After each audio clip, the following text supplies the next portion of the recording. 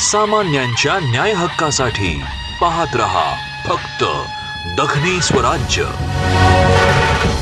यानंतर मराठी कादंबरी आशय आणि आविष्कारचे लेखक आदरणीय डॉक्टर दत्ता घोलप सर, जे विश्वकोश मंडळाचं त्यांनी कामही केलं आहे, मराठीतले समीक्षक आहेत, अभ्यासक आहेत, सोलापूर विद्यापीठामध्ये मराठी विभागात त्यांनी काम केलं आहे, त्यांच्या पुस्तकाला विविध पुरस्कार मिळालेले आहेत।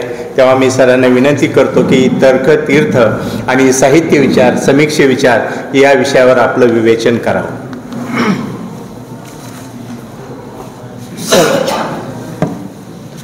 नमस्कार। या सत्राचे अध्यक्ष डोळे सर, रणधीर शिंदे सर आणि सरोज कुमार विटारी, आपण सर्वजण सकाळपासून धर्ममीमांसेपासून ते कोशवाङ्मयापर्यंत तर्कतीर्थांच्या विविध पैलूंचा विचार आपण केलेला आहे आणि ते त्यांचं महत्त्वाचं काम होतं। साहित्य विचार आणि समीक्षा या बाबतीत त्यांनी जे लेखन केलेलं आहे ते अनुषंगिक लेखन आहे, ते काही मुख्य काम नाही आहे त्यांचं।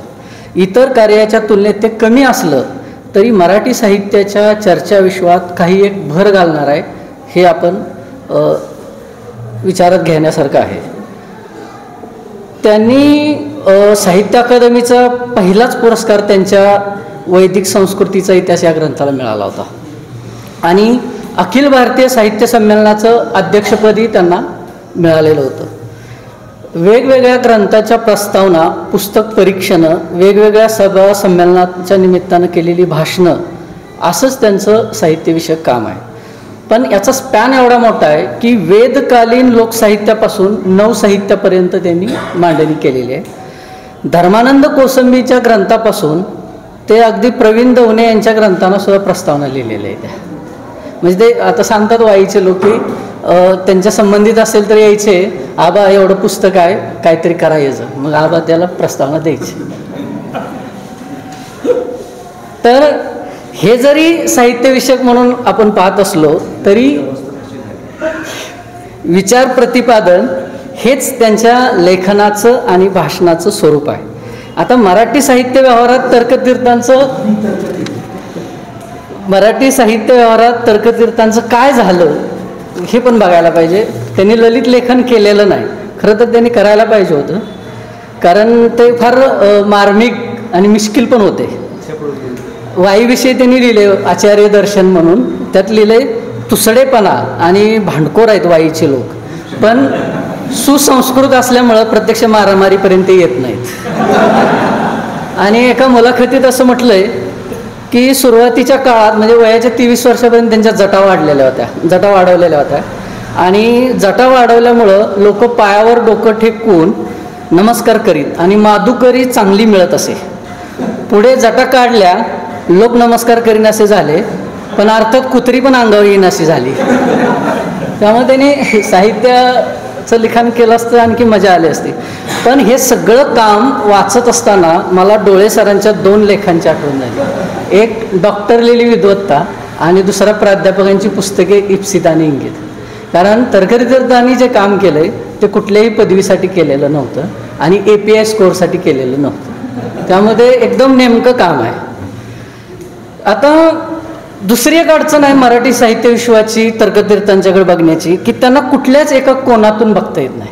प्रतिगामी, पुरोगामी असं कुठलं एक माप त्यांना टाकता येत नाही। आणि त्यांचं वाचन म्हणजे रॉय यांनी तर त्यांना भारतीय प्रबोधनाचा सर्वोत्कृष्ट प्रतिनिधी म्हटले आणि राणा चव्हाणांनी म्हटलं की तर्कतीर्थांची तर्कटे असा लेखच लिहिला होता, किंवा अत्रेंनी नरक तीर्थ म्हणले त्यांना। म्हणजे हा लंबक जो आहे त्यांच्या आकलनाचा असं 2 टोकावरनं हेलकावत राहिला। आता याचं कारण खुद्द तर्कतीर्थांच्या मांडणीत पण दिसतं। परस्पर विरोधी लिखाण भूमिका त्यांनी घेतलेल्या आहेत आणि हे दिसतं। आता साहित्य व्यवहाराच्या दृष्टीने जर बघितलं तर रससिद्धांत, आधुनिक समीक्षा, संस्कृत साहित्यशास्त्र, वैचारिक साहित्य याची त्यांनी अभ्यासपूर्ण मांडणी केलेली आहे। परंतु 1975 साली राग जाधव सरांनी जे विचारशिल्प संपादन केले त्याच्यात त्यांनी असं म्हटलेलं आहे की समाजातील विचार कार्याची बूज अधिक सक्षमपणे राखावी लागते। आपल्या शिक्षण संस्था या बाबतीत असमाधानकारक वाटतात, कारण त्यांनी असं म्हटलंय शास्त्रीजींसारख्या कितीतरी विद्वानांचे विचार प्रवर्तक लेखन आधुनिक मराठी विद्यापीठात प्रवेशू नये ही दुर्दैवाची गोष्ट आहे. श्रेष्ठ विचारवंताचे लेखन नाना प्रकारे व नाना घाटातून समाजापुढे येत राहिले पाहिजे, पण या बाबतीत आपली सामाजिक जाणीव बोथट आहे. हे 75 साली तर्कतीर्थांच्या हयातीतच हे आकलन नोंदवलेलं आहे. आणि किशोर बेडके सरांनी 2019च्या सेमिनारमध्ये असं म्हटलं, त्यांनी सांगितलं की तर्कतीर्थांना जाऊन आता 25 वर्ष झाली. 1994ला ते गेले होते ना. तर या 25 वर्षाच्या काळात तर्कतीर्थांच्या काही लेखांचं पुनर्प्रकाशनाशिवाय त्यांच्याविषयी काहीच झालेलं नाही. ते गेल्यानंतर प्रसिद्ध झालेले त्यांचे काही लेख सोडले तर 25 वर्षात त्या अर्थानं तर्कतीर्थांच्या वाङ्मयाची लिखाणाची चिकित्सा म्हणा, चर्चा म्हणा, काहीही झालं नाही. बौद्धिक विश्वात काही घडलं नाही. याचा एक अर्थ असा होतो की आपण आपल्याला घडवलेल्या माणसांना किती पटकन विसरतो, किंवा तसं नसेल तर मग आपली बौद्धिक आस्था कमी झाली आहे असं तरी म्हणावं लागेल. आणि वास्तव हे आहे आणि हे खरं आहे असं त्यांचं म्हटलं आहे. आता त्या पुढं जाऊन मला असं वाटतं की गेल्या 30-40 वर्षांच्या अनुभवावरून असं दिसतं की ज्यांची बौद्धिक विश्वामध्ये दरार आहे, म्हणजे बेडके सरांचंच म्हणणं आहे, त्यांची चिकित्साच करायची नाही अशी आपली मराठीची अवस्था आहे. शास्त्रीबुवांची चिकित्सा झाली नाही, नेपुम रेगेंची झाली नाही, कुरुंदकरांची आत्ता व्हायला लागली आहे. एका बाजूने विद्यापीठीय क्षेत्रात स्पेशलायझेशनचे युग आलं, त्यामुळं मराठी विचारविश्व समग्रतेपासून एका अंगाने बाजूला गेलं. छोटी विषय घेणं, त्याचा तपशील मांडणं आणि त्याचेच अभ्यास मांडणं याच्यामध्ये आपण जास्त गुंतलो. आता ही जशी कारणं आहेत आपल्या, म्हणजे असं होण्यामागं की आपल्या विद्यापीठाच्या ज्ञानव्यवहाराच्या मर्यादा आहेत आपण म्हणू शकतो, आणि त्या निश्चितच आहेत. शिवाय इतर संस्था आणि व्यक्तींच्या अनास्थेमागं शास्त्रीजींचं सत्तेसोबत असणं हे सुद्धा एक कारण असू शकतं. म्हणजे कारण दुर्गाबाईंनीच त्यांना सरकारी शास्त्रीजी असा त्यांचा उल्लेख केला होता. याचेही काही पडसाद मराठी साहित्य विश्वात आणि एकूणच चर्चा विश्वात असणार आहेत. तर्कतीर्थांची तर्कटेमध्ये राणा चव्हाणाने असं म्हटलं होतं की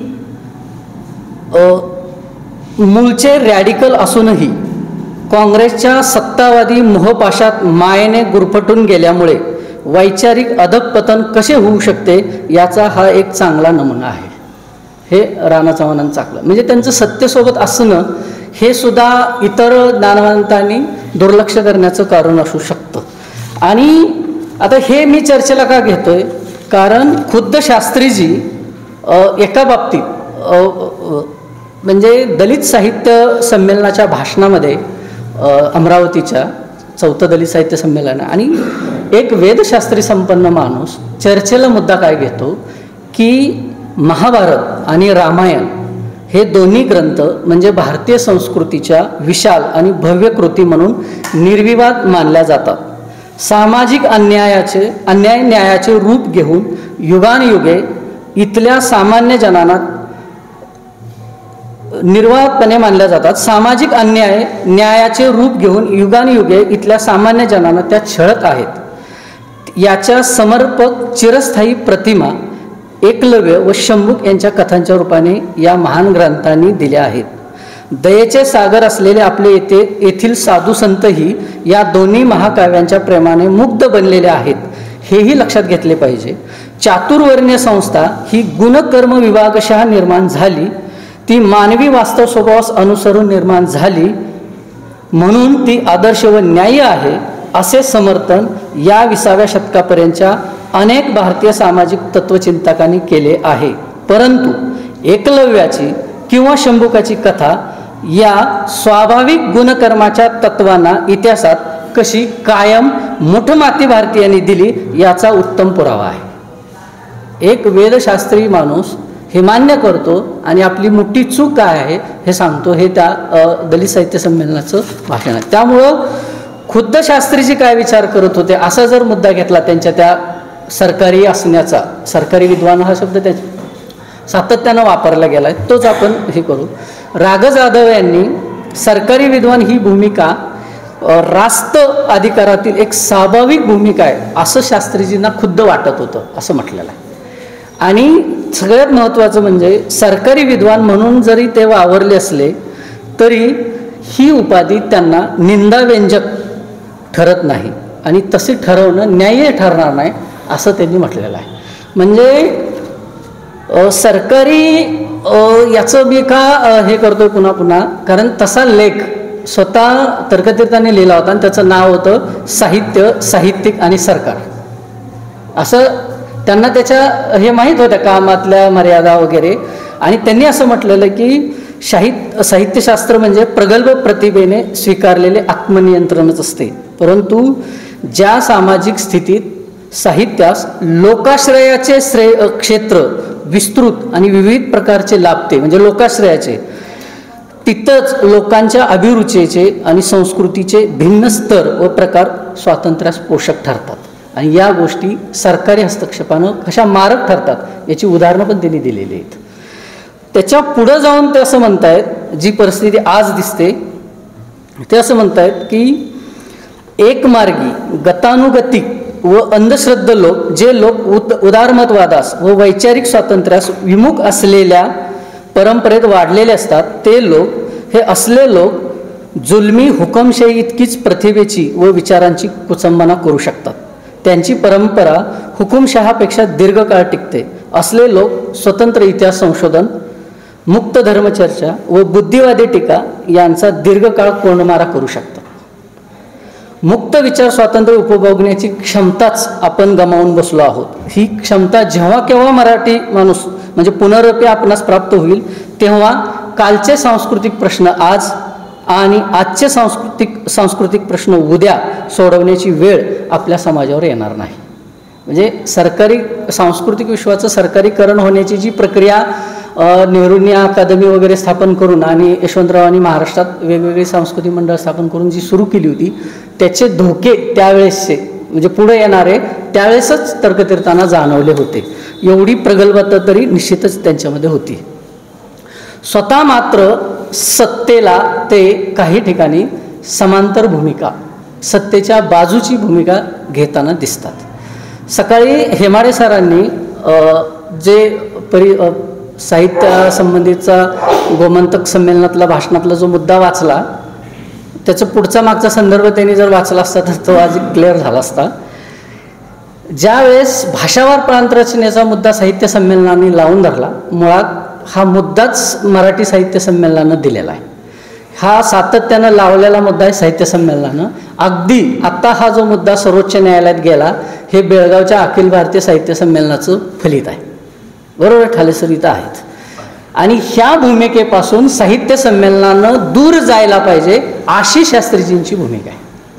त्यांनी संमेलनाच्या बाबतीत असं म्हटलंय की साहित्य संमेलने भाषावार प्रांतरचनेच्या राजकारणाचे एक केंद्रस्थान बनू पाहत आहे. या बाबतीत श्रम विभागाचे शास्त्रीय तत्व कसोशीने लावून भाषावार प्रश्न शुद्ध राजकीय चळवळींच्या संघटनांच्या हवाली आहे असे समजून अलिप्त राहण्याची गरज आहे. भाऊबंदकीच्या भांडणात माणुसकी निर्दोष राहिली तरच बांधवांची कुलीनता सिद्ध होते. आणि आपण भारत कुलाचे आहोत हा सर्वात वरिष्ठ स्थायीभाव आहे.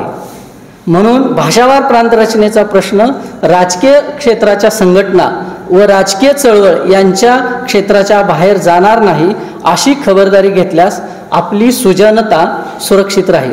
सुजनतेला दोष लागेल असे कोणतेही साध्य माणसाने मिळवू नये. सुजनता ही अंतिम मूल्य आहे. इतर साध्य व ध्येय सुजनता निर्माण करण्याकरता स्वीकार्य ठरतात. आणि त्यामुळं राजकारणाला त्यांनी अव्यय राहावं असं त्यांनी सांगितलेलं आहे. आणि पुढं असं म्हटलं की आज माझा देश, माझा महाराष्ट्र अशा संकुचित दृष्टीनं पाहणारे कवी नकोत, सबंध मानव्याला कवेत घेणारे पाहिजे अशी त्यांची भूमिका. पुढं याच भूमिकेपासून त्यांनी पलटी मारली. ती कधी मारली? 1962ला. म्हणजे ही आता आधीची जी भूमिका होती ना ती यशवंतरावांना सपोर्ट करणारी भूमिका आहे. आणि दुसरी यशवंतरावांनाच सपोर्ट करणारी भूमिका त्यांनी 1962ला चीनचं आक्रमण झालेलं आहे. आणि त्यावेळेस जो मुद्दा सकाळी हेमाडे सरांनी वाचून दाखवला की साहित्यिकांनी साहित्य विल फोर्स असा शब्द त्यांनी वापर त्यासाठी झिजवली पाहिजे. पण तिथं ते असं म्हणतायत चीनी आक्रमणाचा काळ आहे. आपल्याला तो माहिती आहे की हिमालयाच्या मदतीला सह्याद्री धावला आणि या सह्याद्रीच्या मदतीला तर्कतीर्थ कसे धावले ते आपल्याला त्या भाषणातून सूचित होतं. कारण ते युद्ध साहित्याची निर्मिती करण्यासाठी शास्त्रीजी आधीच्या संमेलनात राजकीय विचाराला स्थान नको म्हणणारे, संमेलनाने अलिप्त राहिले पाहिजे असा विचार मांडत होते. आणि चिनी आक्रमणाच्या काळात सांगायला लागले की आक्रमणाच्या योगाने सूचित होणाऱ्या विचार स्वातंत्र्याचा प्रश्न या साहित्याच्या व्यासपीठाशी अत्यंत निगडीत आहे. साहित्य संमेलनास विचार संग्राम व विचाराकरिता संग्राम यापासून आता अलिप्त राहता येत नाही. विचार हा जेव्हा शस्त्रधारी बनतो तेव्हा पुढं म्हटलं त्यांनी की अन्य विचारांचे दमन शस्त्राने करू लागतो तेव्हा त्याचे वैचारिक पावित्र्य संपलेले असते. एवढेच नव्हे तर सत्याचा शत्रू तो बनतो. आणि या भाषणाचा शेवट करताना ते कळतं आपल्याला कधी की मरण पत्करू परंतु निर्माल्य होऊ देणार नाही अशा तऱ्हेचा भारताच्या संरक्षण मंत्र्यांनी जो निर्वाणीचा निश्चय प्रकट केला आहे त्याचे वैचारिक विवरण करण्याचा प्रयत्न मी सबंध मांडणीत केला आहे असं त्यांनी म्हटलेलं. म्हणजे ती भूमिका त्यांनी सातत्यानं केलेली आहे. आणि तर्कतीर्थांचं व्यक्तिमत्व हे स्वातंत्र्य चळवळ, देशोन्नती, सामाजिक सुधारणा यातून आकारलेला आहे. आणि त्यांच्या धर्माचा विचार कालोचित असला पाहिजे या शिकवणीतून घडलेला आहे. त्यामुळं ते आचार्य आहेत. एकूण मानव्याला कवेत घेणारी मानवतावादी दृष्टी आहे. आणि त्यांचा राष्ट्राचा जो विचार आहे तो विचार असाच आहे. पण तो इतका पुढे आहे की त्यासाठी ते महाराष्ट्राला मराठीला दुय्यम लेखू शकतात. त्यांनी एका ठिकाणी असं म्हणले की प्रत्येक बोलीभाषा जर लिखाणाच्या आणि याच्यात यायला लागली, मागणी करायला लागली तर अवघड होईल. म्हणजे त्यांनी सरळ म्हटलं की कोकणी भाषेनं याचा ही मागू नये. त्यांची भूमिका आहे. गोव्यात पडलेले आहेत ते. म्हणजे गोमंतक मराठी साहित्य संमेलन अध्यक्षात म्हटलेत की कोकणी स्वतंत्र ग्रंथ भाषा व्हावी असा आग्रह धरणे तितकेसे उचित नाही. नाहीतर बागलान, अहिराणी, वराडी हे पोटप्रकारी असा आग्रह धरू शकतील. ही त्यांची भूमिका होती त्यावेळेसची. त्यामुळं साहित्यिकांची मन प्रकृती निकोप राहिली नाही तर समाजाचे मन निकोप राहणार नाही. आणि शुद्ध, प्रसन्न, उदार व सामर्थ्यशाली मन निर्माण करणे हेच साहित्याचे प्रमुख प्रयोजन आहे. अशा धारणेनं ते म्हणजे थोडं ध्येयवादी, भाबडा आशावाद ज्याला आपण म्हणतो अशा टाईपचीच त्यांची साहित्यिक जडणघडण किंवा भूमिका होती. आता दुसरी एक गफलत म्हणून आपण आकलनाची त्यांच्या ती मर्ढेकर किंवा नवकाव्याच्या बाबतीत झालेली आहे. म्हणजे दिके बेडेकर यांनी जे 2 लेख लिहिले होते, मानव जंतूसाठी वेदांत आणि साहित्यातील बिभत्स गारठा, जे चित्रेंच्या कथेबद्दल आणि गाडीगाळांच्या कथेबद्दल बेडेकरांचं झालं आता ह्या शीर्षकातून सुद्धा कळतं. तसंच नरहर कुरुंदकरांचं 9 कादंबरीच्या बाबतीत झालं होतं. म्हणजे गारंबीचा बापू ही श्रेष्ठ कादंबरी ते म्हटलेत आणि कोसलाच्या मर्यादा त्यांनी दाखवल्या होत्या. हे अशी फसगत म्हणूया आपण त्या काळातल्या पिढीची नवं स्वीकारताना झालेली होती. आणि तीच फसगत तर्कतीर्थांची नवकाव्याच्या बाबतीत झालेली आहे. आणि हे फक्त मर्ढेकरांसाठीच नाही. मेनका नावाचा यशवंत कानेटकरांचा एक संग्रह आहे, त्याला त्यांनी प्रस्तावना लिहिली आणि त्याच्यात ते म्हणतात की हा काळ नवकाव्याच्या उदयाचा असला तरी या कविता संग्रहात नवकाव्याच्या सदरात दाखल करता येत नाही. हा संग्रह यात मुक्तछंद आहे. नवकाव्याच्या वळणाच्या अनेक कितीतरी कविताही यात आहेत तरी यास नवकाव्य अशी संज्ञा देता येत नाही. नवकाव्य ही संज्ञा येण्यास 2 प्रकारची पार्श्वभूमी असावी लागते. एकतर आपल्या काळातील समग्र जीवनाची म्हणजे आधुनिक जीवनाची पूर्ण शिसारी येऊन पूर्ण निराशेने मन भरावयास पाहिजे. आणि दुसरे असे की जुन्या आकृतिबंधात व्यक्त होणारे स्पष्ट व विशद अनुभवांच्या जगातून बाहेर पडलेल्या मनाने नव्या, वेगळ्या, दुसर, अंधुक अशा अनुभवाच्या जगात शिरले पाहिजे. असं छंद अशी त्यांची नवकाव्याबद्दलची एक आकलन आहे. मर्ढेकरांच्या बाबतीत तर त्यांनी म्हणले की मर्ढेकरांनी अभिजात बिभत्स रस आपल्या काव्यात निर्माण केला. ते जीवनाची चिरफाड करत आहेत. त्यातून रक्ताच्या चिळकांड्या उडत आहेत. रक्तमांसाची दुर्गंधी येत आहे. त्यांची कविता अश्लील ही आहे. कल्पनेबाहेर अश्लील आहे. आज त्यांना आपल्या कवितेसाठी उच्च पदावरून भ्रष्ट व्हावे लागते, तुरुंगवास भोगावा लागतो. ही दुर्दैवाची गोष्ट आहे. म्हणजे प्रत्येक याच्यामध्ये कारण त्यांच्या पुढचा जो कवितेचा आदर्श होता तो केशवसुतांचा होता. आणि ते म्हणत होते की नवयुगाचे पहिले कवी केशवसुत आहेत आणि त्यांनी फुंकलेली जी तुतारी आहे ती त्यांना महत्त्वाची वाटत होते. आणि त्यांच्या दृष्टीनं मर्ढेकर मात्र कवितेत हे पूर्णपणे अधःपतन झालेले आहेत आणि मर्ढेकरांची कविता ही आत्महत्या करायला टेकलेली कविता आहे असं त्यांचं म्हणणं होतं.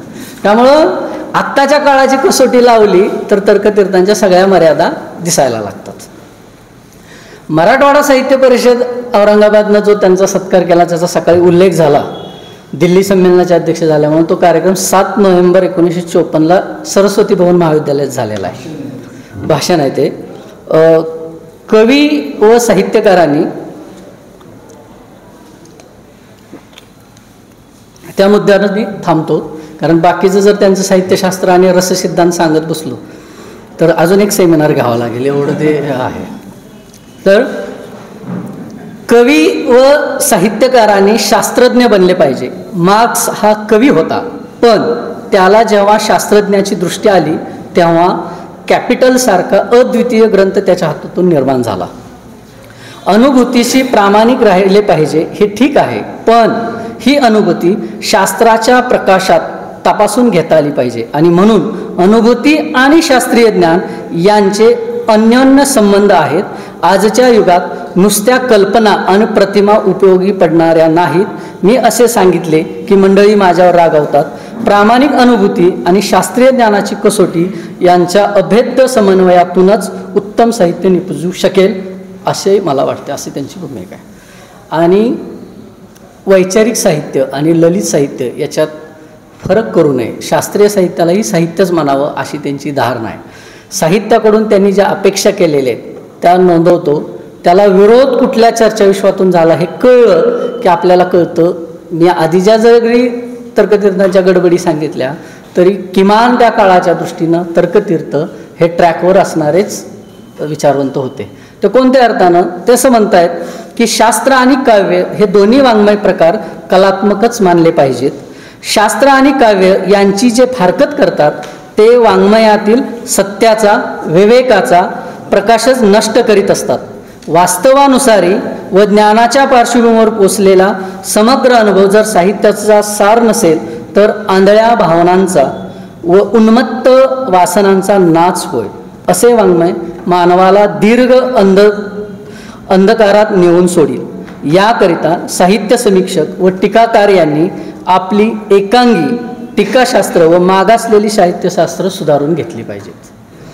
आता ही कलावादाला विरोध करणारी, रूपवादाला विरोध करणारी भूमिका होती आणि हे जे प्रमेय त्यांनी मांडलं होतं विवेकाचा आणि वास्तवाची कसोटी असली पाहिजे, याला पहिला विरोध लगेचच नंतरच्या महिन्यात मौजेनं सत्यकथेचं संपादकीय याच्यावर आलेलं आहे. याच्यावरून आपल्या लक्षात येतं आणि त्यांनी असं म्हटलं आहे मौजेवालींनी की हे प्रमेय नाकारावे लागते. नाकारण्यासाठी मात्र त्यांनी विवेकाची वगैरे ह्या महत्त्वाच्या कसोट्या सोडून शास्त्रीय ज्ञान लिखाण काय करतं आणि ललित लिखाण काय करतं, म्हणजे ज्या मुद्द्याची उपस्थितीच तर्कतीर्थांनी केली नाही ते मुद्दे उपस्थित करायचे आणि वास्तवानुसारी विवेकाची भूमिका मांडणारा तर्कतीर्थांचा मुद्दा खोडायचा, अशी भूमिका सत्यकथीय संपादकीयमध्ये 1954 जानेवारीच्या आलेली आहे. म्हणजे याचा अर्थ की त्यांनी पुढं म्हणजे तर्कतीर्थांनी फडके आणि खांडेकरांच्या वादाबद्दल पण फार मार्मिक कॉमेंट केलेली आहे. म्हणजे ह्या चर्चाविश्वाशी ते अनुषंगिक जरी संबंधित असले तरी संबंध याच्यामध्ये त्यांचा बघण्याचा एक डोळस दृष्टिकोन पण होता. म्हणजे अखिल भारतीय संमेलनातलं अध्यक्ष भाषणातला वाङ्मय इतिहासाच्या प्रश्नाबद्दल जे त्यांच्या कॉमेंट्स आहेत, कारण त्यावेळेस महाराष्ट्र साहित्य परिषदेनं त्या खंडाची आखणी केली होती. बेडेकरांचा आणि माटेंचा तो वाद आहे आणि त्या पार्श्वभूमीवर वाङ्मय इतिहासाची पार्श्वभूमी काय असावी आणि त्याचं आरेखन कसं असावं.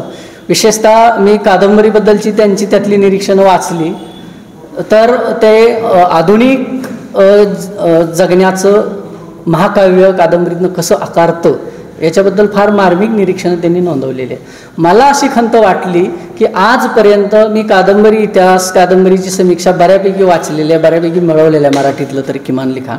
मला कुठंही तर्कतीर्थांचा संदर्भ कुणीही दिलेला वाचण्यात आला नाही. आपल्या मुख्यधारेतल्या साहित्य समीक्षा विश्वामध्ये, चर्चा विश्वामध्ये हा विचारवंत बाजूला राहिलेला होता. हे आपलं वास्तव. उपलब्ध नव्हता म्हणण्यापेक्षा स्वीकारार्ह नव्हता, किमान सोयीचा नव्हता, असे पण त्याला बाजू असू शकतात.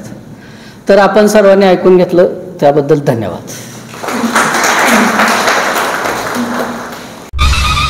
सामान्यांच्या न्याय हक्कासाठी पाहत रहा फक्त दखनी स्वराज्य.